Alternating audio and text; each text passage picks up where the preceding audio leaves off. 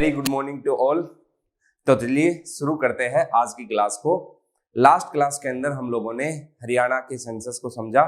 उससे last class में हरियाणा की पॉलिटी अपनी कवर हो गई थी और हरियाणा ज्योग्राफी का काफी पोर्शन हम लोगों ने कवर कर लिया था। आज की क्लास से हम लोग एक नया टॉपिक स्टार्ट करेंगे जो कि काफी इंपॉर्टेंट भी है हरियाणा के सिविल सर्विस एग्जाम के लिए, और वो है हरियाणा की हिस्ट्री। एज सच तो ज्यादा कोई हरियाणा की बड़ी हिस्ट्री है नहीं, लेकिन जितनी भी चीजें उसको हम लोग थोड़ा सा डिटेल में जाने की कोशिश करेंगे, समझने की कोशिश करेंगे। देखो, क्लास को हम लोग शुरू करते हैं। आज हम लोग शुरू करेंगे तो मॉडर्न हिस्ट्री जो हरियाणा की, वहां से शुरुआत करेंगे। मैं आप लोग को ज्यादातर वो चीजें पढ़ाऊंगा जो आपकी हरियाणा से रिलेट करेगी, ना कि वो चीजें जो आपकी इंडिया से रिलेट करेगी। हाँ, जो हेल्प मिलेगी वो हम लोग यहाँ पर लेंगे। तो एज यूजुअल अपनी जो क्लास स्टार्ट होती है मोटिवेशन कोट के साथ, तो have faith, greater things are on their ways. बिल्कुल सही कहा। तो आप बिल्कुल फेथ रखिए, जो ग्रेट चीजें हैं, जो महान चीजें हैं वो अपने रास्ते पे ही है। बस आप विश्वास रखिए। आप जिस चीज की मेहनत कर रहे हो, आप जो प्रिपरेशन कर रहे हो, उसके लिए आप लोग तैयार रहिए और ये विश्वास रहना चाहिए कि हाँ यार, आज नहीं तो कल ये नौकरी मेरे को मिलेगी ही मिलेगी। तो बिल्कुल फेथ रखना है हमारे ऊपर भी और आपको अपने ऊपर भी। तो चलिए अब शुरू करते हैं आज के लेक्चर को। तो देखो, स्टोरी कहां से शुरू होती है वो समझना आप लोगों को। तो थोड़ा सा मैं आप लोग को हरियाणा की स्टोरी के बारे में बताऊं तो आपको क्या समझना है। देखो, हरियाणा की स्टोरी शुरू होती है कहां से। अब यहां पर अगर आप लोग देखते हो तो मॉडर्न हिस्ट्री, जिसके अंदर हम लोग हरियाणा की भी बात करते हैं, तो थोड़ा सा मैं आप लोग का बैकग्राउंड तैयार करा देता हूं। देखो, बहुत सारी यूरोपियन कंपनी इंडिया के अंदर आई। पुर्तगाल आए, डच आए, इंग्लिश आए, डेनिश आए, फ्रांसीसी आए। तो इन सब के आने का रीजन क्या था वो आप लोग को पता है। कॉन्स्टेंटिनोपल जो रूट था वो रुक गया था। उसके बाद नए नए डेवलपमेंट यूरोप के अंदर हो रहे थे। डिमांड जो मसालों की थी, स्पाइसेस की थी, वो लगातार बढ़ रही थी। लग्जरियस गुड्स की डिमांड बढ़ रही थी। तो ये सारे वो फैक्टर होंगे जो किस तरफ खींचे चले आएंगे इनको, इंडिया की तरफ। जब ये लोग इंडिया की तरफ आते तो सबसे पहले पुर्तगीज, फिर डच, फिर इंग्लिश, फिर डेनिश, फिर फ्रांसीसी। अब हुआ क्या कि इतनी सारी कंपनियां काम कर रही थी। ब्रिटेन ने देखा कि अब सिर्फ मेरी मोनोपोली होनी चाहिए। तो वो क्या करता है, पहला स्टेप उसका ये रहता है कि यार सबसे पहले तो इन फॉरेन पावर्स को, इन यूरोपियन पावर्स को मुझे डिफीट करना है। और वो उनके साथ लड़ाइयां लड़ता है। कौन कौन सी? बैटल ऑफ सवाली हुई, बैटल ऑफ बेदरा हुआ, बैटल ऑफ वांडीवास हुआ, और जब ये कर्नाटक वॉर हुआ, जब इतनी सारी लड़ाइयां लड़ी तो फाइनली अकेला बचा कौन? अकेली मोनोपोली किसकी आ गई? ईस्ट इंडिया कंपनी की आ गई। जब ईस्ट इंडिया कंपनी की मोनोपोली आई तो अगला स्टेप अब उसका क्या हुआ, अब मेरे को ऐसी जगह पर जाना है। ये जो बंगाल रीजन है, मैसूर रीजन है।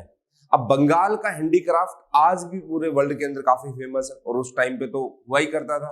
तो ये लोग बंगाल के अंदर जाएंगे कि बंगाल में विक्ट्री करनी है, मैसूर में करनी है, पंजाब के अंदर करनी है। अब हरियाणा जो है, एक तो उसकी दिल्ली के नजदीक की बाउंड्री हो गई, और दूसरा पंजाब का रीजन। तो ये लोग जब यहां पर जाएंगे तो आपको दिखाई देगा कि यहाँ पे जैसे सरजी अर्जन गांव की जो संधि हुई उसके तहत हरियाणा मिला। तो कुछ इस तरीके की चीजें आप लोग को हिस्ट्री के अंदर दिखाई देगी। तो इन्होंने ऐसा नहीं कि एक साल के अंदर पूरा पंजाब जीत लिया हो, एक साल के अंदर पूरा बंगाल जीत लिया हो। एक लंबी लड़ाई इन्होंने लड़ी है, और वही लंबी लड़ाई का रिजल्ट आप लोगों को दिखाई देगा कि लास्ट के अंदर इतने लंबे टाइम तक रुक पाए। तो यहाँ पर आपको थोड़ा सा ये ध्यान रखना है कि ये जो अपना पंजाब, दिल्ली, हरियाणा, ये रीजन जो हुआ करता था, यहाँ पर 1789 से, लिख देता हूं मैं, 1789 से 94 तक महाजी जो सिंधिया जी तो उनका रूल था। तो जो अपने रूल थे 1789 से 94 तक, महाजी सिंधिया इनका रूल था। उसके बाद जो रूल किया वो किसने किया? दौलत राम ने। ये कब से कब तक?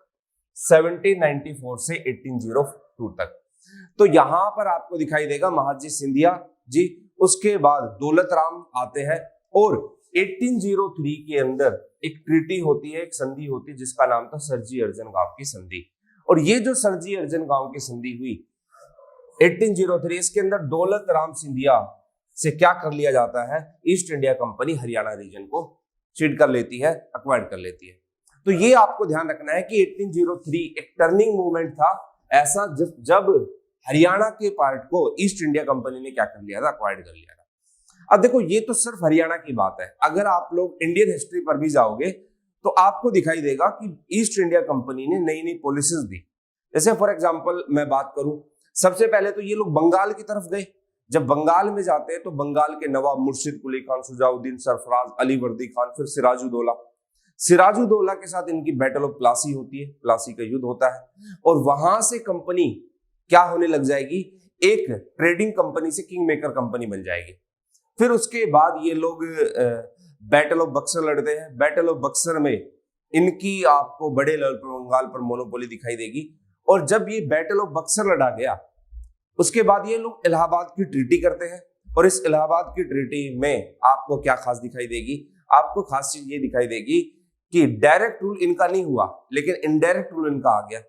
फिर उसके बाद 65 से 72 तक बंगाल के अंदर डायरेक्टली लगा दिया जाता है, द्वैध शासन लगा दिया जाता है। तो कुछ इस तरीके से ये लोग रूल कर रहे हैं। फिर ये लोग मैसूर की तरफ बढ़ेंगे। मैसूर में 4 लड़ाइयां हुई, हैदर अली के साथ और टीपू सुल्तान के साथ, और फिर मैसूर के साथ सब्सिडरी अलायंस किया गया।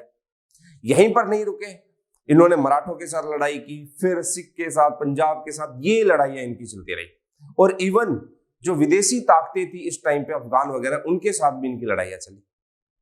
तो रिजल्ट ये निकल के आया, लास्ट मोमेंट पे इनको क्या करना है, पूरे इंडिया रीजन को, वो रीजन को जो इनके लिए बेनिफिशियरी है उसको अक्वायर करना है। तो लो भाई वो भी कर लिया। अब वो जब रीजन मिल जाएगा इनको पूरा, अब देखो यहां पर 1803 के अंदर दौलत राम सिंधिया जी को हराया और उनके साथ सरजी अर्जन की संधि की और कहा कि भाई अपना पूरा का पूरा रीजन किसको दे जाओ, ईस्ट इंडिया कंपनी को। अब ये जो पंजाब और ये नॉर्थ हरियाणा, ये वाला जो रीजन है, अब आप थोड़ा सा छोटा सा पॉइंट समझना, इस रीजन के अंदर ये सारी चीजें आप लोग को लिखी हुई मिल जाएगी। इस रीजन में आपको दिखाई देगा कि ब्रिटेन ने पूरे इंडिया में 3 पॉलिसी लागू की थी। एक लैंड रेवेन्यू पॉलिसी जिसको आप लोग कहोगे, एक जो पॉलिसी थी आपकी कौन सी थी, जिसको कहा जाएगा परमानेंट सेटलमेंट, स्थायी बंदोबस्त। एक जो पॉलिसी आपकी थी वो थी ryotwari, and another one is आपका महलवाड़ी। ये 3 सिस्टम इन्होंने लैंड रेवेन्यू को लेकर लागू किए। अब यार एक चीज बताओ, देखो कितना दिमाग से खेलती है ईस्ट इंडिया कंपनी। इनको पता है कि हम रैयतवाड़ी, महलवाड़ी और परमानेंट सेटलमेंट ये ऐसी जगह पर लागू कर सकते हैं जहां पर ये चीजें दिखाई दे रही। जैसे परमानेंट सेटलमेंट सिस्टम के अंदर कंपनी का ओनर, लैंड का ओनर किसको बना दिया, जमींदार को बना दिया। तो जमींदार को वहीं पर लैंड का ओनर बनाएंगे जहां पर जमींदार का दबदबा होता था। अब दक्षिण भारत में, साउथ इंडिया के अंदर जमींदार को कोई पूछ ही नहीं रहा है, उनको तो पता ही नहीं कि जमींदार है क्या। तो वहां पर तो ये लैंड रेवेन्यू सिस्टम में परमानेंट सेटलमेंट क्यों लागू करेंगे, वहां पर नया सिस्टम लेकर आएंगे रैयतवाड़ी। वहां के लोगों से पूछोगे भाई जमींदार कौन है, तो ये तो कहेंगे यल्ले ठीक है, उनको तो कुछ मतलब ही नहीं है।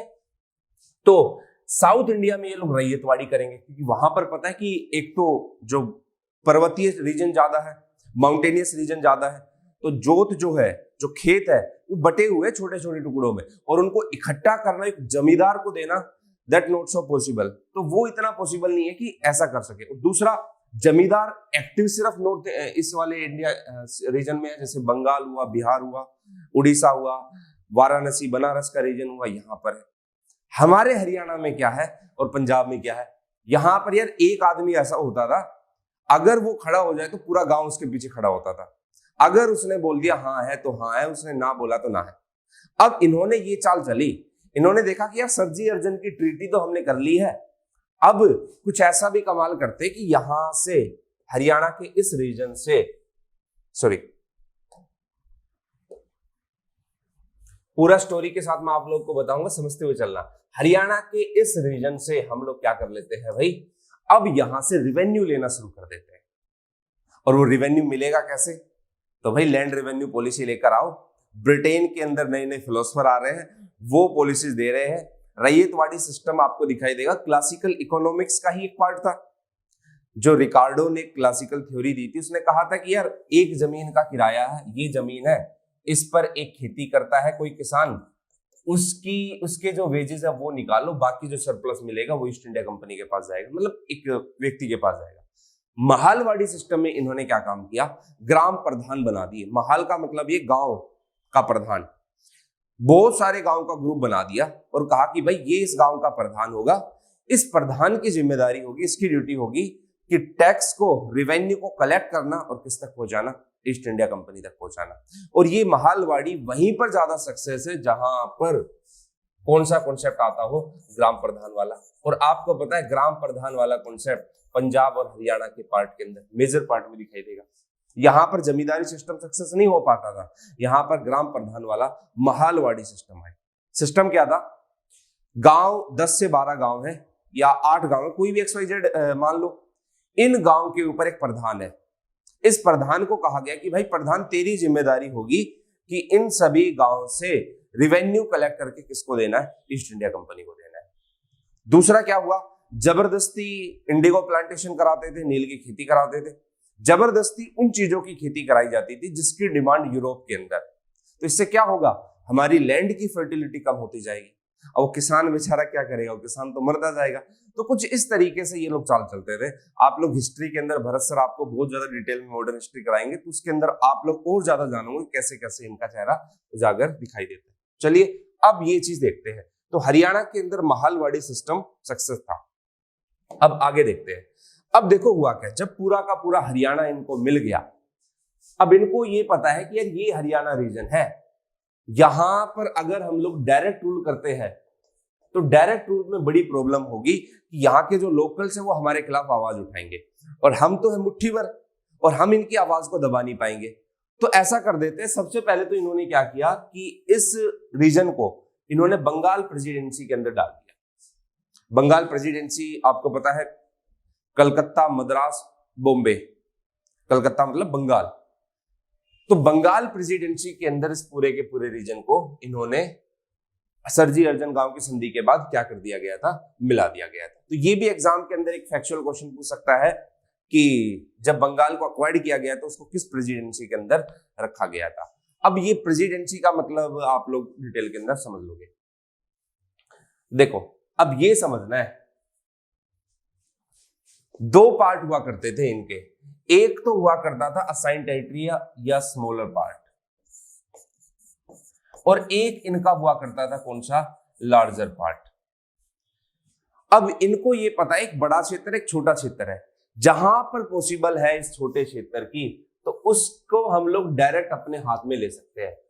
लेकिन जो बड़ा रीजन है उस बड़े रीजन से रिवेन्यू भी लेना है, उस बड़े रीजन से मिलिट्री हेल्प भी लेनी है, और उस बड़े रीजन से दूसरी हेल्प भी लेनी है।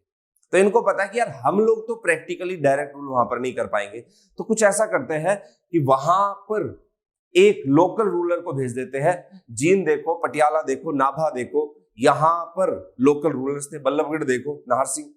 तो ये जो लोकल रूलर्स है ये क्या करेंगे, ये हमारे लिए पावरफुल होंगे और हमारे लिए फेथफुल भी होंगे कि कल की डेट को अगर प्रजा या जनता आवाज उठाएगी तो वो किसके खिलाफ उठाएगी, अगर कोई गलत पॉलिसी लागू करते हैं हम लोग तो इनके खिलाफ, और ये उस पॉलिसी को दबा देंगे। तो सोच देखो भाई साहब इन लोगों की कि भाई अगर कुछ भी चीज होती है तो लोकल रूलर सामने खड़े हुए हैं, एक आड़ बनकर खड़े हुए, पीछे से एक्चुअल में रूल कौन कर रहा है, यही कर रहा है। डायरेक्टरी में भी तो यही था, द्वैध शासन जो आप लोग हिस्ट्री में पढ़ते हो उसमें भी यही सिस्टम था।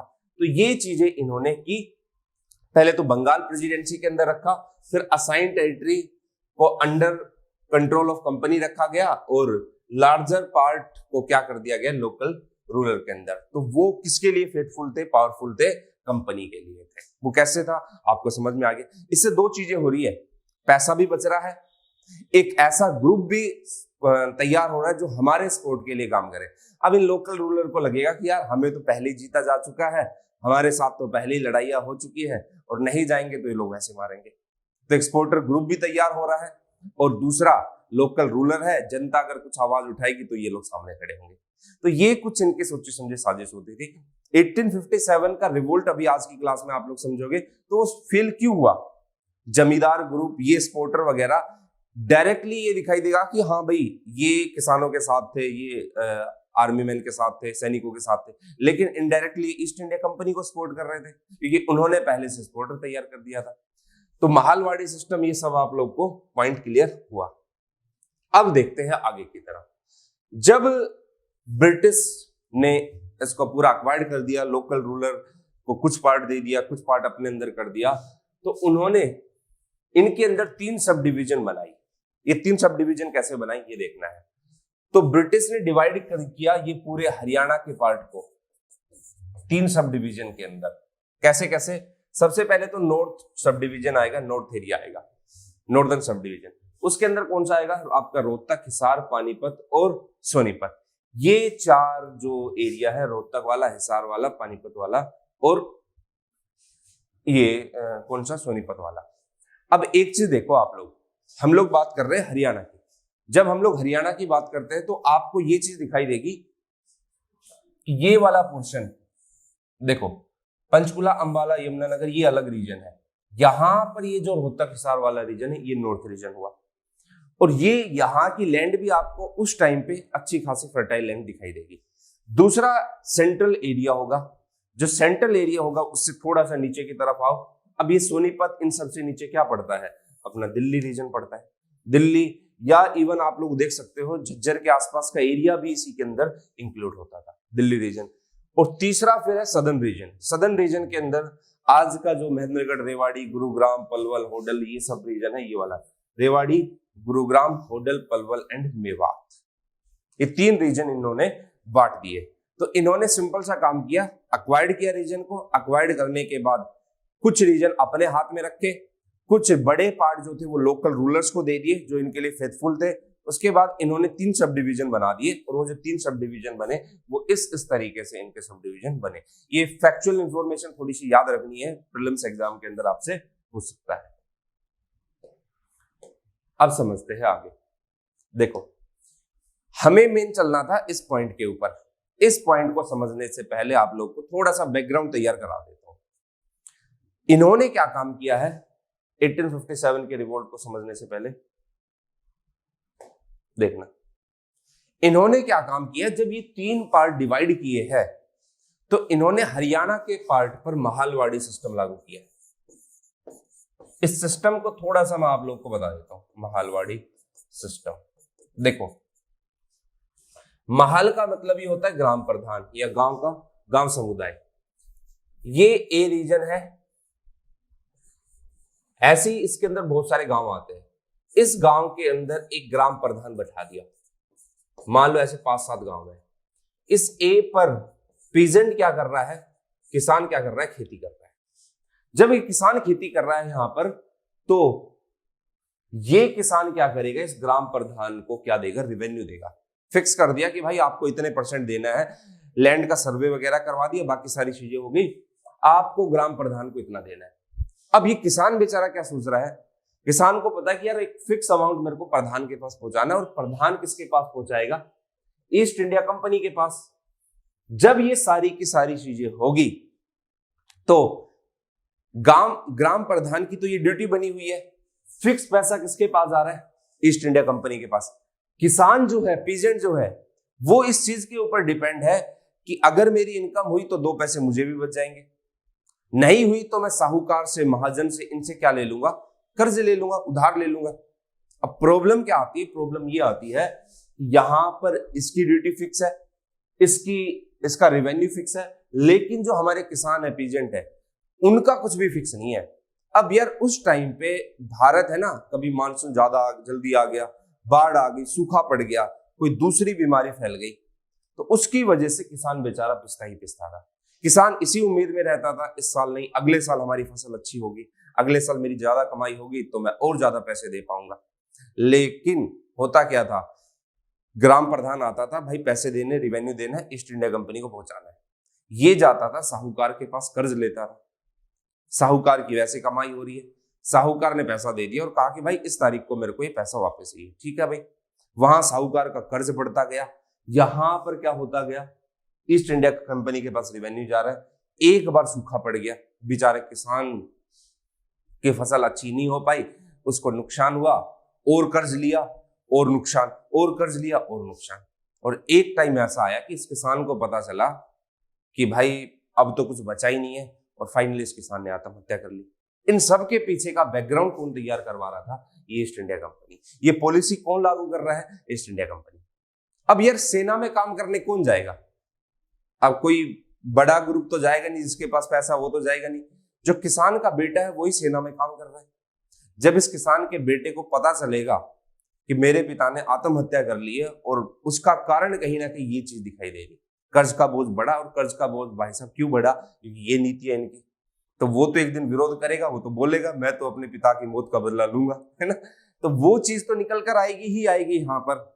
तो ये इनकी पॉलिसी ऐसी थी कि यहाँ पर ये सिर्फ एक ग्रुप को नुकसान नहीं पहुंचा रहे हैं, इन्होंने हमारे एग्रीकल्चर का डिक्लाइन किया, कॉमर्शलाइजेशन ऑफ एग्रीकल्चर किया, उन फसलों पर ज्यादा फोकस किया जिनकी डिमांड यूरोप के अंदर ज्यादा है। दूसरा, यहां पर अगर ये लोग एग्रीकल्चर को डिक्लाइन करेंगे तो उसका सीधा सीधा मतलब हुआ कि भारत पिछड़ रहा है उससे, क्योंकि भारत के लोग तो खेती कर रहे हैं। तो ये इनकी कुछ ऐसी पॉलिसी हुई थी कि यही सारी की सारी पॉलिसी इकट्ठा होकर एक दिन एक बड़े रिवोल्ट के रूप में धमाका करेगी और उसको कहा जाएगा 1857 का रिवोल्ट। तो जैसे आप लोग पढ़ते हो first war of independence, peasant revolt भी बोलते हैं इसको, तो अलग अलग नाम दिए जाते हैं, ये सब बिल्कुल सही नाम है। इस रिवोल्ट का कोई एक रीजन नहीं था, आप लोग को आज की क्लास में समझ में आएगी। बहुत सारी इनकी पॉलिसीज थी। वो कौन कौन सी पॉलिसीज थी अभी मैं आप लोग को थोड़ा बताऊंगा अभी। तो ये चीजें, ये बैकग्राउंड ये लोग तैयार कर रहे हैं। पहले तो क्षेत्र को जीता है, उसके बाद वहां पर पॉलिसी लागू की है, किसान पिछड़ रहा है, किसान का एग्रीकल्चर डिक्लाइन हो रहा है, कर्ज का बोझ बढ़ रहा है, और वहां पर सेना में काम कर रहा है उसका बेटा, तो वो तो इस चीज से आहत होगा ही होगा। तो अब मूव करते हैं अपने अगले टॉपिक की तरफ। देखो ये कौन सा है आपका 1857 का रिवोल्ट। इसको थोड़ा सा अच्छे डिटेल के अंदर पढ़ेंगे क्योंकि इससे पहले की स्टोरी ऐसा कोई ज्यादा स्टोरी हरियाणा के पर्सपेक्टिव में है नहीं। अब दो चीजें होती है, एक होता है रिवोल्ट और एक होता है रिवॉल्यूशन।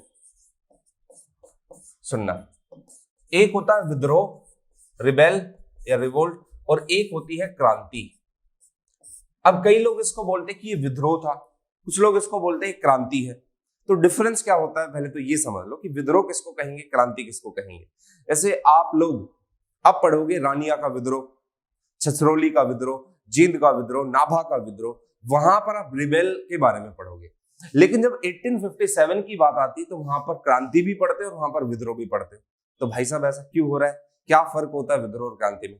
सबसे बड़ा फर्क देखो, जो विद्रोह होता है ना, जो रिबेल होता है,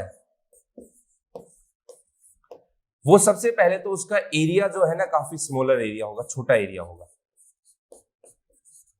एक छोटे से एरिया के अंदर होगा। छोटे से एरिया का मतलब कि पूरा क्षेत्र उसमें शामिल नहीं होगा। वहीं क्रांति जो होगी वो बड़े क्षेत्र में होगी। जैसे अगर मैं बात करूं अमेरिकन रिवॉल्यूशन, अमेरिका की क्रांति, तो पूरे अमेरिका में हुई। चाइनीज रिवॉल्यूशन, चाइना की क्रांति। जापान रिवॉल्यूशन, जापान की क्रांति। वहां पर आप लोग नहीं सुनोगे जापान का विद्रोह हुआ, चीन की का विद्रोह हुआ। ये एक तो छोटे क्षेत्र में होता है विद्रोह। जैसे मैंने बोल दिया छछरौली का विद्रोह, तो छछरौली का मतलब कि ये सिर्फ यमुनानगर तक फैला हुआ था, बाकी दूसरे डिस्ट्रिक्ट इसके अंदर इंक्लूड नहीं थे, तो छोटे क्षेत्र के अंदर है। दूसरा क्या है कि इसके अंदर मास पार्टिसिपेशन नहीं होता, सभी की भागीदारी नहीं होती।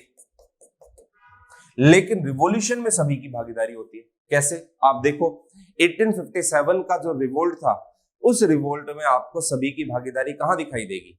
आपको तो सिर्फ किसान की, सैनिकों की, या कुछ जो राजा नवाब थे उनकी भागीदारी दिखाई देंगे। और हमारे हिस्टोरियन लिखते भी है कि अगर इस क्रांति में जमींदार ग्रुप या यहाँ के राजा नवाब, लॉर्ड कैनिंग खुद भी इस बात को एक्सेप्ट करते हैं कि अगर इस क्रांति के अंदर, इस रिवॉल्यूशन के अंदर जमींदार, जो इंडिया के जो जमींदार थे, इंडिया के जो नवाब थे, जो राजा थे, अगर वो हमारा साथ नहीं देते तो हमें अगले ही दिन बोरिया बिस्तर बांध कर जाना पड़ता। तो ये वो धुआं थी, ये वो हवा थी जो एक बार में सबको उड़ा ले जाती। लेकिन जमींदार और इन्होंने इंटरनली किसका साथ दिया था? ईस्ट इंडिया कंपनी का। और मेरे को थोड़ा सा कहते हुए भी शर्म आती है कि यार इवन हमारे हरियाणा के ज्यादातर जो नवाब थे, ज्यादातर जो राजा थे, खुद मैं जिस एरिया से बिलोंग करता हूँ वहां के खुद नवाब ने इंटरनली हेल्प की थी। उसने कहा कि ठीक है सेना लेकर आ जाओ, मैं दिखाने के लिए तो इनके सामने हूँ, किसानों के साथ हूँ, लेकिन मैं इंटरनली आपका साथ दूंगा। ऐसी ऐसी चीजें आप लोग को दिखाई देगी। तो गद्दार तो भाई हर जगह हुए हैं। तो ये मास पार्टिसिपेशन इसके अंदर नहीं होता, लेकिन रिवॉल्यूशन में मास पार्टिसिपेशन होता है। अब आप एक चीज देखो कि आगे आने वाले टाइम पे महात्मा गांधी जी या फिर भगत सिंह भी हुए, तो वो यही चीज तो समझाएंगे कि जमींदारों को, यार ये जमीन आपकी तो है, आप साथ दे रहे हो किसका, ईस्ट इंडिया कंपनी का। तो उस कंडीशन में भारत के अंदर विद्रोह एक एग्जैक्ट वर्ड निकल कर आता है 1857 का, लेकिन जब विद्रोह बड़े रूप में हो जाए तो वही क्रांति का रूप ले लेता है। लेकिन क्रांति बनने से पहले इसको दबा दिया गया था और उसके बहुत सारे फेलियर के रीजन भी रहे हैं, वो भी आगे आप लोग हिस्ट्री क्लासेस के अंदर देख लोगे। तो एक चीज आप लोग को ध्यान रखना, जैसे हिस्टोरियन बताते हैं कि 1857 रिवोल्ट जनरल नाम इसका विद्रोह लिया जाता है क्योंकि पूरे भारत में नहीं फैला हुआ था। हाँ, आपके मन और दिमाग में आता कि नहीं मैं तो क्रांति ही कहूंगा, तो आप बोल सकते हैं, कोई दिक्कत नहीं है। विद्रोह और रिवॉल्यूशन, रिवोल्ट और रिवॉल्यूशन के बीच में, रिबेल और रिवॉल्यूशन के बीच का डिफरेंस मैंने आप लोग का क्लियर कर दिया। देखो अब आप कहोगे सर इसके रीजन क्या थे, क्या क्या कारण थे इस विद्रोह के, तो आइए एक बार कारण को समझते हैं। इसको समझाने से पहले मैं आप लोग को इस 1857 के विद्रोह के रीजन बताता हूं। देखो आप लोग बचपन से पढ़ते आए हो चर्बी वाले कारतूस, चर्बी वाले कारतूस। किसी भी क्रांति, किसी भी विद्रोह को शुरू करने के लिए एक इमीडिएट कॉज चाहिए, एक तात्कालिक कारण चाहिए कि चिंगारी तो अंदर उगल रही है लेकिन वो एक दिन चिंगारी फूट जाए, वो होता है इमीडिएट कॉज। लेकिन बैकग्राउंड तो काफी पहले से तैयार होता आ रहा है। और रीजन में आपको क्या दिखाई देगा, कुछ रीजन आपको पॉलिटिकल रीजन दिखाई देंगे, राजनीतिक कारण दिखाई देंगे। दूसरा आपको इकोनॉमिक रीजन समझ में आएंगे, इकोनॉमिक कॉज समझ में आएगा, आर्थिक कारण समझ में आएंगे। फिर आपको कुछ एग्जीक्यूटिव या एडमिनिस्ट्रेटिव, ये पॉलिटिकल में भी रख सकते हो आप ऐसे, ये नजर आएंगे। फिर आपको सोशल, सामाजिक, सांस्कृतिक, ये कारण नजर आएंगे। तो ये कुछ एक रीजन रहे, और भी बहुत सारे हैं। फिर आप लोग देखते हो तो मिलिट्री रीजन, सैन्य कारण समझ में आएंगे। मैं आप लोग को ये सारा लिखवाऊंगा नहीं, लेकिन शॉर्ट के अंदर पूरी स्टोरी बता देता हूं। देखो ये कुछ बैकग्राउंड रहे, जब ये सारे के सारे रीजन इकट्ठा हो जाएंगे तो ये किसके रूप में फिर रिवॉल्यूशन को स्टार्ट करेंगे, क्रांति को या विद्रोह को शुरू करेंगे, इमीडिएट के रूप में। तो पहले से तो बैकग्राउंड इन रीजन के रूप में शुरू हो रहा था और फिर वो एक चिंगारी उठी और उस चिंगारी ने ही पूरे नॉर्थ इंडिया को क्या किया, सुलगा दिया। तो देखते हैं सबसे पहले पॉलिटिकल कॉज। देखो क्या था, इन्होंने भारत के अंदर बहुत सारी पॉलिसी लागू की। जैसे 1848 से 56 तक एक डलहौजी नाम का गवर्नर जनरल आता है और वो डलहौजी क्या करता है, वो भारत के स्टेट को 3 हिस्सों में बांट देता है, पार्ट ए वाले, पार्ट बी वाले, पार्ट सी वाले। और पार्ट ए वाले स्टेट के अंदर अब ये साफ तौर पे बोलता है कि ऐसा कोई भी राजा या ऐसा कोई भी क्षेत्र या रानी जिसका कोई सक्सेसर नहीं है, जिसका कोई बेटा नहीं है, कोई बच्चा नहीं है, वो गोद नहीं ले सकता। मतलब गोद में तो ले सकता है लेकिन गोद नहीं ले सकता। इसका मतलब आप लोग को बताता हूं, मतलब एक एग्जांपल मैं आप लोग को देता हूं। जैसे मान लो कि ये ए राजा है और बी रानी है, इनके कोई बच्चा नहीं हो रहा।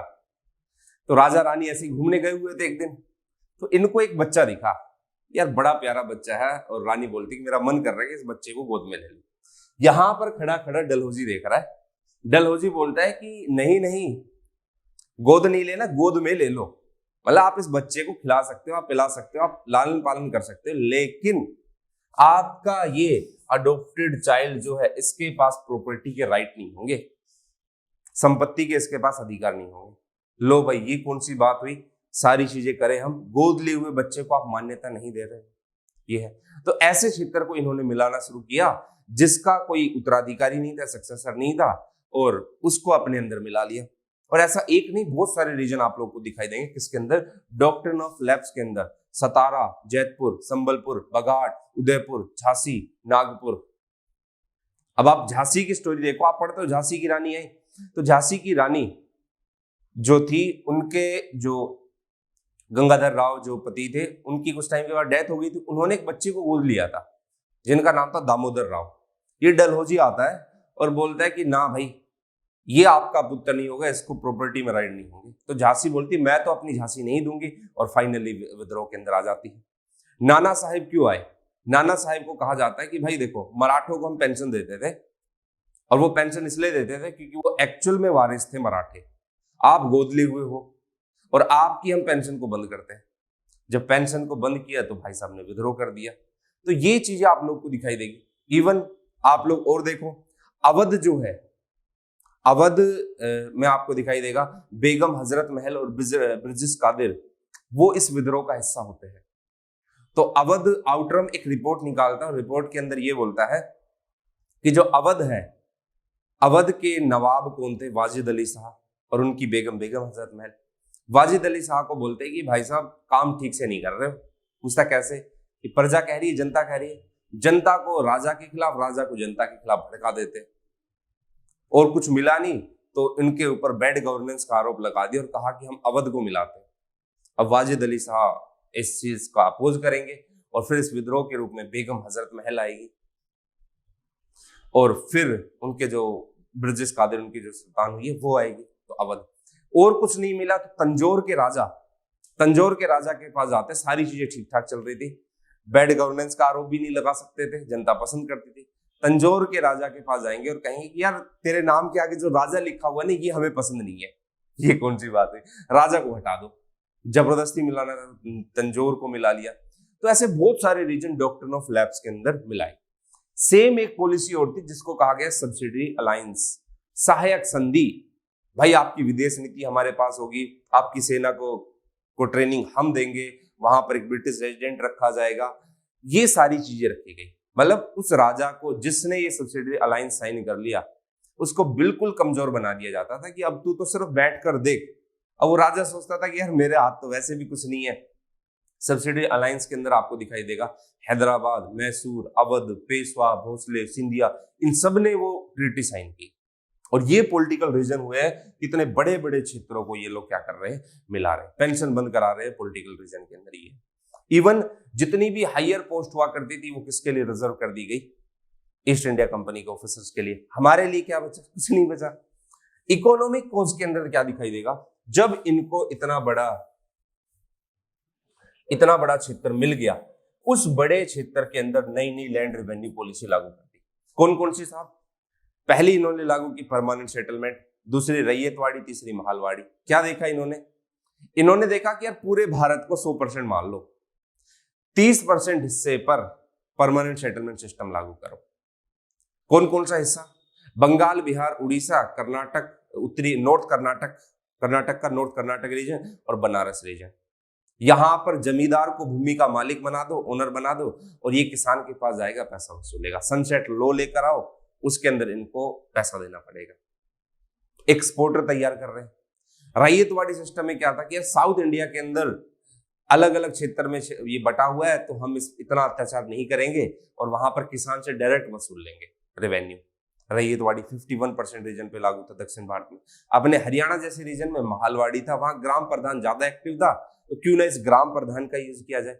ये सारी की सारी पॉलिसीज ये क्या कर रही थी, हमारे एग्रीकल्चर का डिक्लाइन कर रही थी, हमारी कृषि को पिछाड़ रही थी, हमारे किसान पिछड़ रहे थे, हमारे गांव पिछड़ रहे थे।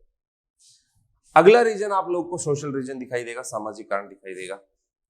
अब यहां पर जैसे रिलीजियस डिसेबिलिटी एक्ट, धर्म परिवर्तन कानून ये लोग लेकर आएंगे, हमारे धर्म के साथ छेड़छाड़ करेंगे, ईसाई मिशनरी यहाँ पर ज्यादा वर्किंग होंगे। तो ये चीजें आप लोग को दिखाई देगी कि हमारी संस्कृति के साथ, हमारे समाज के साथ, सोसाइटी के साथ भी ये लोग छेड़छाड़ कर रहे हैं।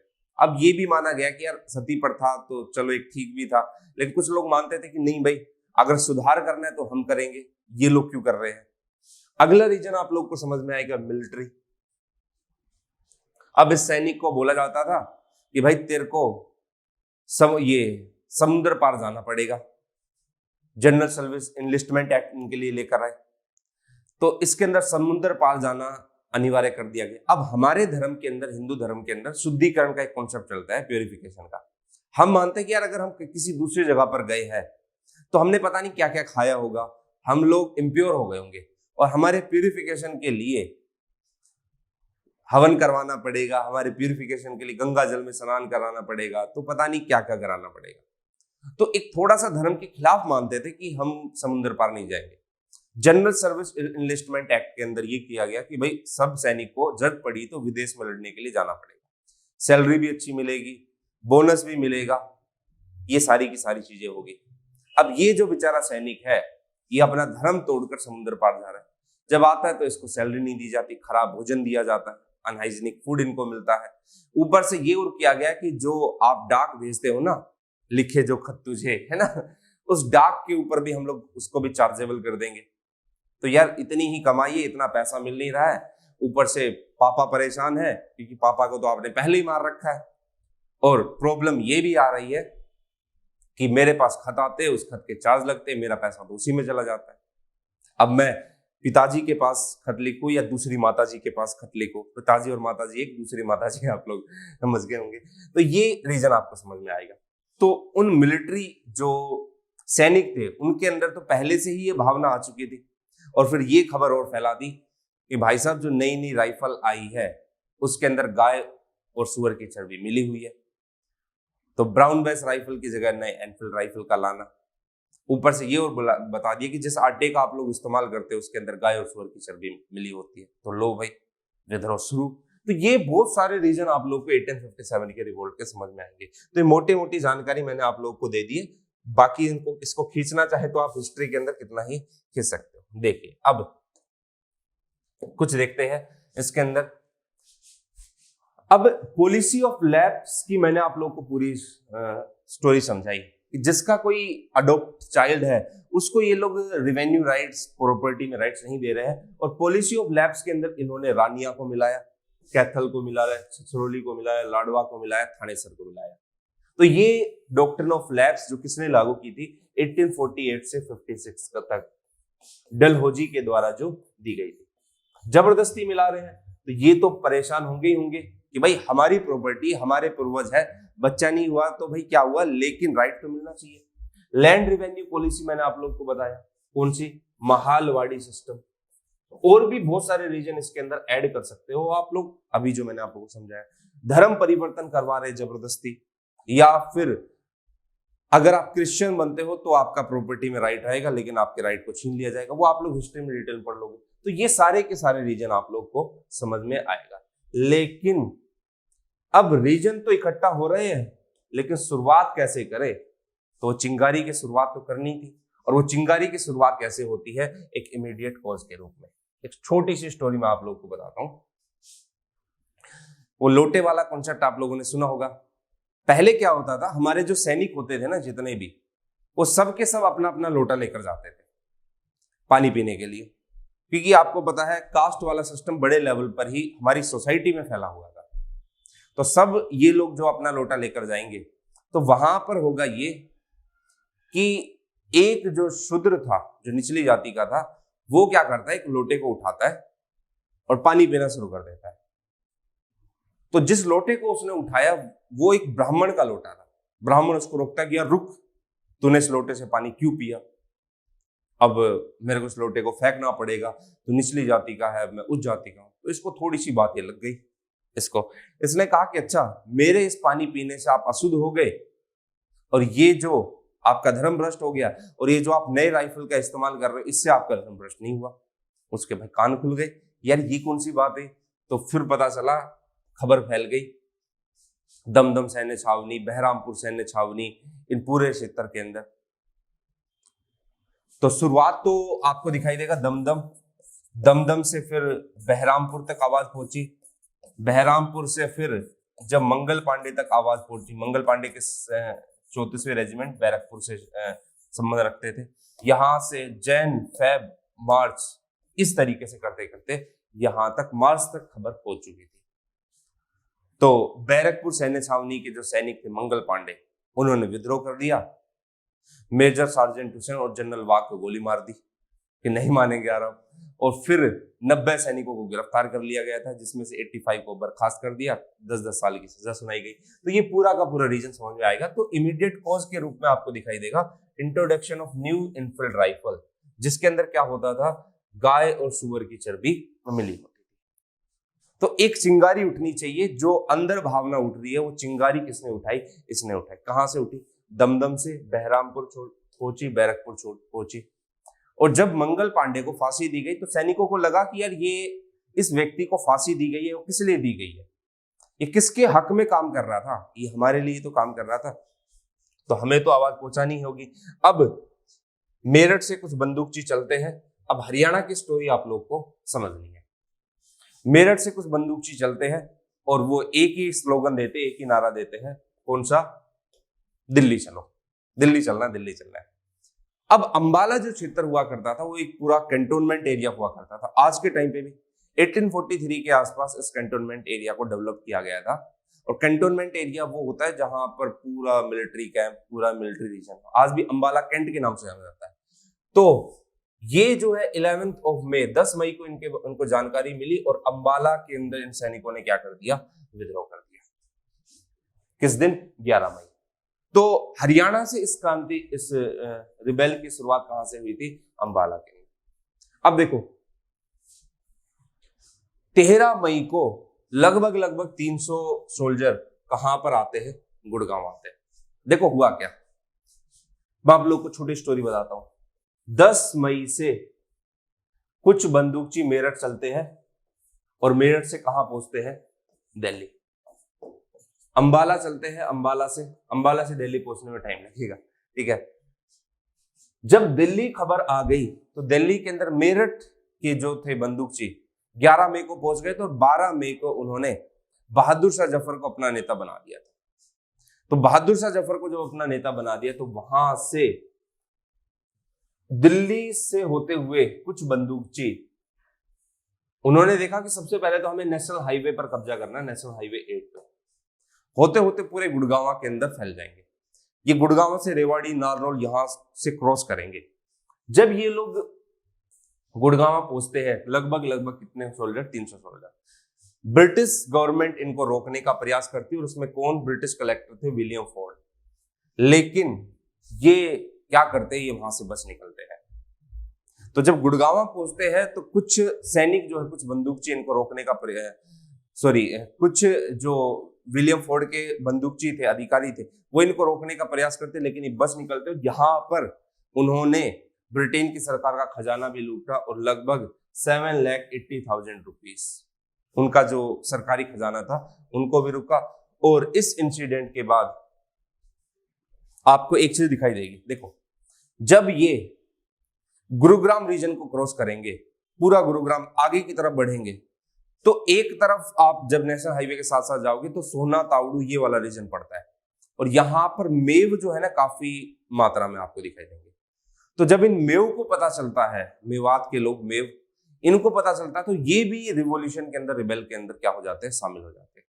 और फिर ये रिबेल या रिवॉल्यूशन आगे बढ़ता है।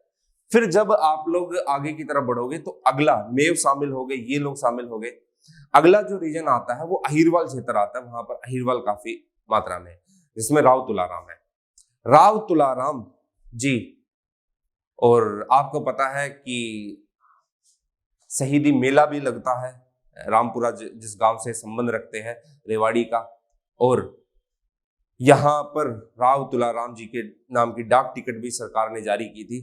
23 सितंबर को इनकी डेथ हुई थी प्लेग से। कहां पर? काबुल, अफगानिस्तान के अंदर। तो राव तुलाराम जी जो है अपने चचेरे भाई जिनका नाम था राव गोपाल, उनके साथ मिलकर क्या करते हैं? विद्रोह को दबाने की कोशिश करते हैं। और ये जो राव तुलाराम जी जो थे, ये जाते हैं, अब यहाँ पर या राजस्थान नजदीक पड़ता है, राजस्थान के पास जाते हैं, सिक्कर के पास जाते हैं मदद मांगने के लिए। इवन तात्या टोपे के साथ भी इन्होंने कॉन्टेक्ट किया, लेकिन एक टाइम के बाद वो कॉन्टेक्ट टूट जाता है। और ये मतलब क्रांति के लिए इतने ज्यादा तत्पर थे कि यहीं पर नहीं रुकेंगे, ये अफगान जैसे क्षेत्र के अंदर, अफगानिस्तान के पास भी जाएंगे और काबुल के अंदर फिर फाइनली इनकी डेथ हो जाएगी। अब देखो एक चीज मैं आप लोग को बता देता हूँ, मतलब राव तुलाराम जी की जितनी तारीफ, जितनी चीजें की जाए वो कम है। इनका जो योगदान रहा है, इस कंट्रीब्यूशन रहा है इस 1857 के रिबेल को लेकर, वो कोई कम नहीं है। तो ध्यान रखना कि ये जब दूसरी कंट्री जा रहे हैं तो मदद मांगने के लिए एक तरीके से जा रहे हैं। अब एक बार समझते हैं। देखो थोड़ा सा मैं आप लोग को राव तुलाराम के बारे में देखना है।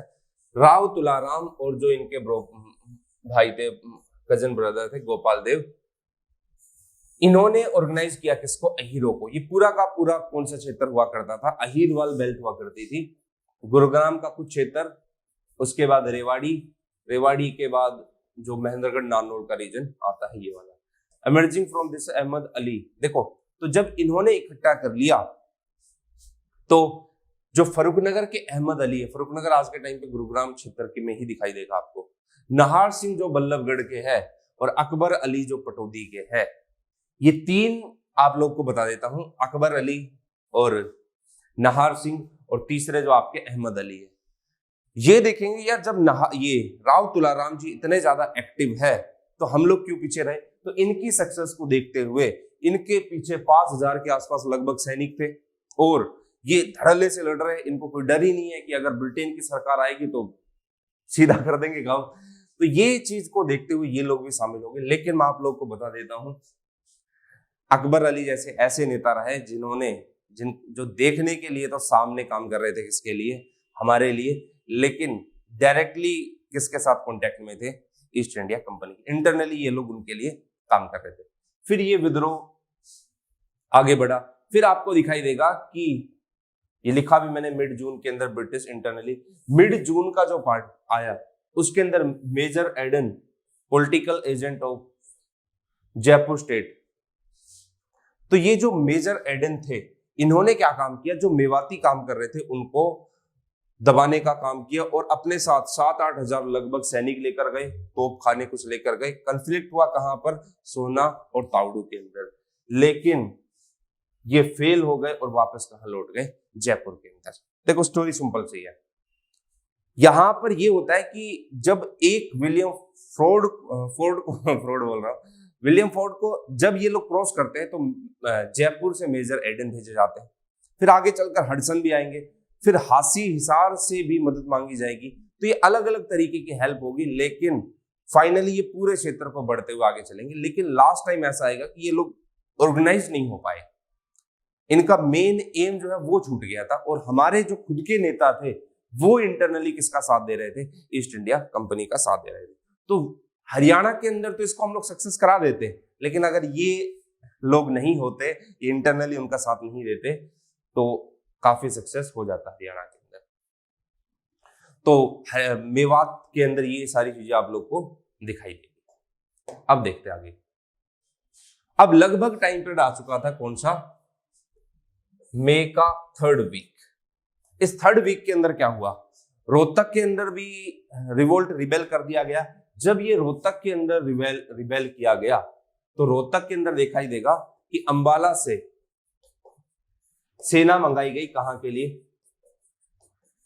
कि भाई आपको रोहतक जाना है। अंबाला से किसकी सेना आती है, ईस्ट इंडिया कंपनी की, और रोहतक के अंदर इनको दबाना है। और ये जो रोहतक के लोग थे, ये भी बहादुर शाह को दिल्ली का जो था उनको अपना नवाब डिक्लेयर कर चुके थे। तो अंबाला से सेना आती है कहां के लिए, रोहतक के कुछ बंदूकची को दबाने के लिए। तो देखो किस दिन भेजी जाती है, 24 मई को। ये जो आर्मी थी, इस आर्मी ने भी अंबाला के कुछ बंदूकची जो थे, अंबाला से जब रोहतक की तरफ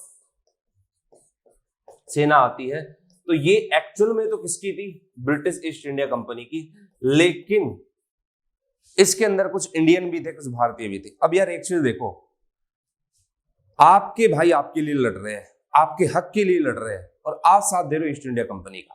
जब इन अंबाला के जो इंडियन बंदूकची को, इंडियन सैनिकों को लगेगा ये तो अपने ही भाई बंधु है, तो वो भी इस विद्रोह के अंदर क्या हो जाएंगे, शामिल हो जाएंगे। फिर उसके बाद ब्रिटिश ने, मैंने आपको पहले बताया किसको भेजा, हडसन को भेजा। और हडसन जो है अगस्त के अंदर आता है, और इन किसकी लड़ाई होती है, किसके साथ, खरखोदा। उस टाइम पे खरखोदा रोहतक में ही आता था, ठीक है। सूबेदार विसारत या बिसारत भी बोल दिया जाता है इनको, बिसारत अली के साथ इनकी क्या होती है, लड़ाई होती है।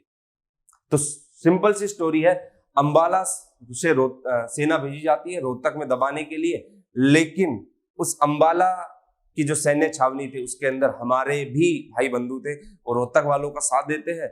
और फिर किसको भेजा जाएगा, हडसन को भेजा जाएगा। और रोहतक, उस टाइम पे खरखोदा रोहतक का ही हिस्सा हुआ करता था, और खरखोदा के अंदर उसकी डायरेक्ट लड़ाई होती किसके साथ, बिसारत अली के साथ। ये छोटे छोटे पॉइंट आपको ध्यान रखने की, कौन किसके साथ लड़ा, किस किस दिन क्रांति हुई, ये सब पूरा पीडीएफ में आप लोग को मिल जाएगा, ये आप लोग समझ लेना। देखो अब यहां पर क्या होता है, कि जब जींद और नाभा, पटियाला, इनके जो राजा होते हैं, रोहतक के अंदर जब ये लड़ाई होती है तो जींद के राजा, रोहतक नजदीक पड़ता है, नाभा से भी मदद मांगी गई थी, पटियाला से भी। रोहतक के अंदर जब विद्रोह होता है तो जींद के राजा इस विद्रोह के अंदर हडसन का साथ देते हैं। उसकी जीत होती है, लेकिन कोई ज्यादा हेल्प उसको उस विद्रोह से नहीं मिली। तो ये कहां की स्टोरी बनी? रोहतक की। दूसरा आपको दिखाई देगा हिसार के अंदर, ये आपके लिए इंपॉर्टेंट है। हिसार के अंदर क्या हुआ देखना है। एक तो कौन सा रीजन? हिसार, और एक कौन सा रीजन? हासी, और एक कौन सा रीजन? सिरसा। ये 3 रीजन है। इन 3 रीजन के अंदर क्या दिखाई देगी स्टोरी आपको? हिसार, हासी और सिरसा, ये काफी बड़ा रीजन है, बड़ा क्षेत्र है। अब पंजाब बिल्कुल नजदीक के अंदर है, तो इसलिए आसानी से यहां पर पंजाब के राजाओं की कुछ की हेल्प ली जा सकती है। ईस्ट इंडिया कंपनी को ये चीज पता है। हिसार के अंदर भी हमारी एक नेटिव इन्फेंट्री थी, जो कि मतलब इन्फेंट्री का मतलब यहाँ पर ब्रिटिश एक रेजिडेंट टुकड़ी थी। 17 जून को उधा गांव जो था हिसार का, उसमें नवाब नूर मोहम्मद खान के साथ इनकी झड़प होगी। इसमें 530 मारे जाएंगे और कुछ घायल होंगे, और 18 जून को ये अटैक करेंगे चतरावण गांव पे। देखो, इसमें 2-3 चीजें ध्यान रखनी है कि एक तो सबसे पहले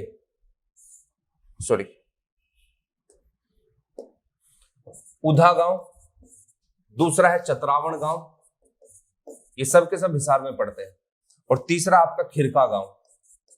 इस खिरका गांव के पूरे गांव के गांव को जला दिया जाता है, इतना बड़ा अत्याचार करते हैं। उधा गांव के अंदर रिबेल होगा, और उसके बाद चतरावण गांव के अंदर रिबेल होगा, फिर खिरका गांव के अंदर बढ़ेंगे तो खिरका गांव के पूरे को मिला दिया जाएगा।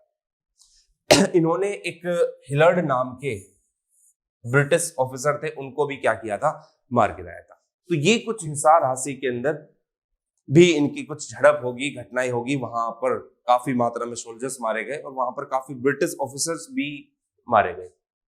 तो ये हिसार की कुछ स्टोरी आपको दिखाई देगी। एट लास्ट आपको एक चीज जो ध्यान रखनी है, जो पटियाला, जींद, कुंजपुरा, करनाल, इन्होंने सैनिक भेजी थी, और इन्होंने पानीपत के अंदर ही क्या दिया था? साथ दिया था। तो ये एक पूरी स्टोरी दिखाई देगी। अब आपको एक चीज समझनी कि हरियाणा में अंबाला, रोहतक, अपना नेशनल हाईवे वाला रीजन, हासी, हिसार, जींद, ये पूरा का पूरा रीजन क्रांति से प्रभावित हो गया था। लेकिन कुछ राजाओं ने ईस्ट इंडिया कंपनी का साथ दिया, और इंटरनली सारी जितनी भी चीजें थी सामने फ्रंट में दिखाई दे रहे थे वो, और एक टाइम पीरियड ऐसा आया कि उस विद्रोह को क्या कर दिया गया? दबा दिया गया। लास्ट में जो बल्लभगढ़ के आखिरी राजा थे नाहर सिंह, उनकी भी हत्या कर दी गई विद्रोह के में, और फाइनली जगह जगह पर ब्रिटिश अधिकारी आते और विद्रोह को क्या कर देते हैं? दबा देते हैं। सबसे बड़ी प्रॉब्लम तो ये थी इस विद्रोह की कि इस विद्रोह में सारे के सारे लोग एकजुट नहीं हो पाए। जैसे अभी आप लोगों ने देखा, हिसार की एक अलग स्टोरी चल रही है, रोहतक की एक अलग स्टोरी चल रही है, उसके बाद अंबाला की एक अलग स्टोरी चल रही है, ऊपर से यहाँ के राजा भी ईस्ट इंडिया कंपनी का साथ दे रहे हैं। तो इस तरीके से इस विद्रोह को क्या कर दिया गया? कुचल दिया गया, दबा दिया गया। और हमारे पास ऐसी कोई प्लानिंग नहीं थी एज सच, और दूसरा हमारे पास आधुनिक हथियार नहीं थे, ऐसे हथियार नहीं थे जिससे लड़ सके।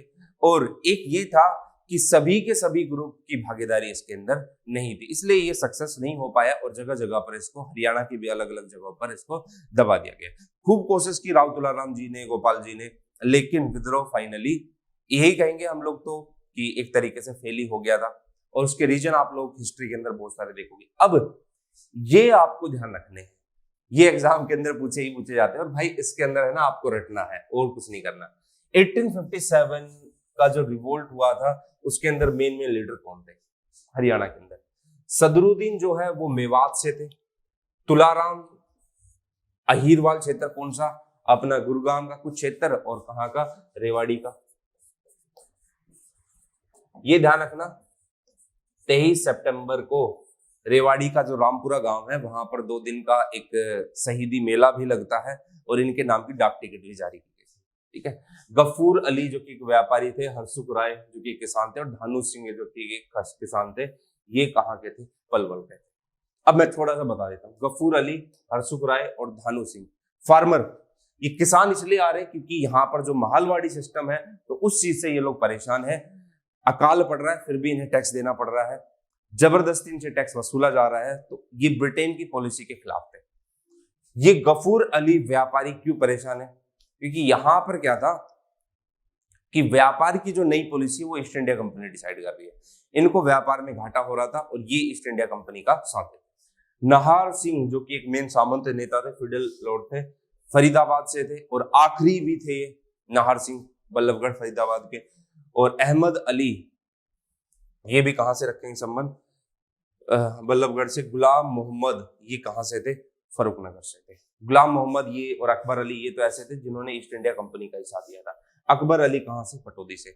इस पूरी की पूरी लिस्ट को एक आधा क्वेश्चन तो उठेगा ही उठेगा आपके एग्जाम में। आप लोग थोड़ा सा आप लोग इसको ध्यान रखना कि मेवात से कौन है, अहिरवाल रीजन से कौन है, पटौदी से कौन है, फरूख नगर से कौन है। आई थिंक लास्ट टाइम जब एग्जाम हुआ था तो शायद फरूख नगर या पटौदी में से कोई एक का पूछा गया था लीडर कौन था। यही बेसिक सा क्वेश्चन एग्जाम के अंदर आया था। अगला देखो, और कहां से नेता है? इमरान अली कलंदर, ये पानीपत से। अब ये जो मौलवी है यहां पर धर्म को लेकर ये लोग छेड़छाड़ कर रहे हैं, जबरदस्ती धर्म परिवर्तन करा रहे थे। इवन मौलवी क्या, हमारे हिंदू भाई भी इससे परेशान थे। बिसारत अली, ये खरखोदा, उस टाइम पे ये भी पूरा का पूरा क्षेत्र रोहतक के अंदर आता था। सबर खान सापला से, घड़ी सापला जो है रोहतक। हसन अली और अब्दुल रहमान और अब्दुल समद, ये जो 3 है झज्जर के, ये दुचाना जो पड़ता है उस 3 से ये 3 संबंध रखेंगे। हसन अली, अब्दुल रहमान और अब्दुल समद, कहां से संबंध रखेंगे? दुचाना से। ये पूरी लिस्ट मैं आप लोगों को दे दूंगा, एक से ध्यान रखनी है भाई, इसको याद करना आपको। ठीक है। हरियाणा के अंदर ये इंपॉर्टेंट है। मैंने आपको रिवोल्ट, रिबेल, रिवॉल्यूशन के बीच का डिफरेंस क्या होता है वो बता दिए, इसका बैकग्राउंड बता दिए, हरियाणा में क्या क्या स्टोरी बनी वो हम लोगों ने इसके अंदर कवर करा लिया। और भी अभी जो भाटुकला है वहां से मोहम्मद आजम, फांसी से हुक्मचंद, रानिया से नूर मोहम्मद खान, लोहारू से अमीनुद्दीन और रोपड़ जो कि उस टाइम पे अंबाला क्षेत्र में हुआ करते थे, कौन थे? मोहन सिंह। ये क्वेश्चन भी रोपड़ वाला, अंबाला वाला भी कई बार पूछा जा चुका है। लेकिन इस समय से कुछ नवाब ऐसे थे जो किसका साथ दे रहे थे? ईस्ट इंडिया कंपनी का साथ दे रहे थे और उनकी वजह से ही आपको क्या दिखाई देगा? ये विद्रोह दब गया। तो एक कोई वेल प्लान, कोई प्लानिंग नहीं थी, हमारे पास मॉडर्न इक्विपमेंट नहीं थे, कोई यंत्र नहीं थे, हथियार नहीं थे। दूसरा ये था कि कोई ऐसा मेन लीडर नहीं था जो इन सबको क्रांति के अंदर, विद्रोह के अंदर बांध सके। क्योंकि आपको दिखाई देगा राव तुलाराम और जो गोपाल देव, ये एक अच्छे नेता के रूप में उभरे, लेकिन राव तुलाराम जी राजस्थान गए मदद मांगने के लिए। तात्या टोपे के साथ इन्होंने 1 साल तक कॉन्टेक्ट किया, लेकिन फाइनल रिजल्ट उसका कुछ नहीं निकला क्योंकि तात्या टोपे खुद जो है उनको भी गायब कर दिया था, करवा दिया था, वो तो एक अलग स्टोरी है। तो ये चीजें आपको यहाँ पर दिखाई देगी, इसलिए विद्रोह क्या हो गया? फेल हो गया। अब एक चीज जो आपको ध्यान रखनी है वो ये ध्यान रखना है कि जो करनाल, थानेसर, लाडवा, अंबाला, जगाधरी, यहां पर इन जगहों पर आपको कोई नेता नहीं दिखाई देगा क्योंकि ये मेन सेंटर, नव सेंटर हुआ करते थे किसके? ईस्ट इंडिया कंपनी के। और इस रिवॉल्यूशन के हरियाणा में मेन सेंटर कौन सा है? एक तो आपको दिखाई दे रहा है कौन सा? ये अहिरवाल बेल्ट, रोहतक। भाई अहिरवाल की सक्सेस को देखते हुए तो फरूखनगर, बल्लभगढ़ और बाकी पटौदी, इनके नवाब आए थे। एक आपका हिसार, फांसी, ये वाला, ये एक मेन नर्व सेंटर हुआ करता था 1857 के रिवोल्ट का हरियाणा के अंदर। तो ये लोग शामिल नहीं थे। अब इसका रिजल्ट क्या रहा? देखो, रिजल्ट जब आप लोग हिस्ट्री के अंदर पढ़ते तो वहां पर आपको दिखाई देगा कि जो डॉक्ट्रिन ऑफ लैप्स था, विलय की नीति थी, उसको बहुत ज्यादा क्रिटिसाइज किया। तो भाई ईस्ट इंडिया कंपनी ने बोल दिया कि भाई अब हम किसी भी नए स्टेट को डॉक्ट्रिन ऑफ लैप्स के अंदर नहीं लेकर आएंगे। गवर्नर जनरल को वायसराय की एक और पोस्ट दे दी गई कि भाई आप ये वाला काम वो संभालोगे। उसके अलावा इंडियन सेक्रेटरी, भारतीय सचिव का पद आता है, नया पद आता है। डायरेक्ट ईस्ट इंडिया कंपनी का रूल हटकर महारानी ब्रिटिश क्राउन का रूल आ जाता है। लेकिन हरियाणा के अंदर क्या होता है ये आपको समझना है। तो जो चार्टर एक्ट था 1858 का, सर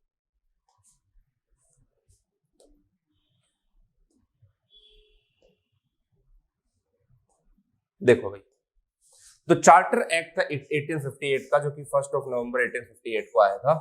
उसके अंदर क्या किया गया कि Haryana was removed from the north west province and merged with Punjab state. ये पॉइंट इंपॉर्टेंट है। ये मैंने आप लोग को जब पॉलिटी की पहली क्लास हुई थी तो उसमें भी बताया था कि जो नॉर्थ वेस्ट प्रोविंस है, जो कि बेसिकली देखा जाता था कानपुर वाला हिस्सा, उससे हटाकर किसमें मर्ज कर दिया गया, पंजाब के अंदर।